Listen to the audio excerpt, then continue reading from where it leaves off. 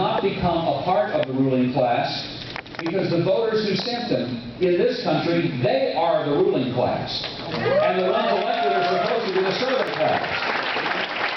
But it seems like that a lot of the folks in the servant class forgot they were the serving class, thought they were the ruling class, and thought they could make rules that they lived under that we don't have to. And as a result, today we've got some serious problems in this country, and I believe if you look at what's happening all over this country, record turnouts in votes. Now, a lot of times record turnouts aren't happening because everybody's happy. Record turnout means people are ready to turn out some folks who've been there a long time. Oh, yeah. And I think tonight we're talking about making some serious changes in America. And one of the things we've got to do is to send some people there who actually intend to solve problems rather than just recognize we got them and let them keep. And let me give you some ideas of things that has to happen in this country. We've got borders that have become so insecure that now it is easier to get across an international border than it is to get on an airplane in your hometown. It takes more paperwork for you to get on an airliner than it does for an illegal across the border. And Americans are fed up with it. It's not that they resent people coming.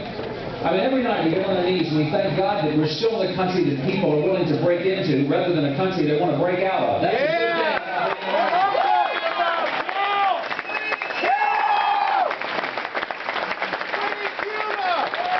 But what we do want to do is to make sure that we live under the rule of law and that everybody comes through the front door, not the back door, that we seal the borders and stop the amnesty in the sanctuary cities and make it so that people go to the back of the line, start over, do it right, and that way nobody walks around in the shadows, in hiding, with his head down. Everybody has his head up. That's the way it ought to be. And we can fix that problem, and I promise we'll get it fixed. And I'm sure we'll do it.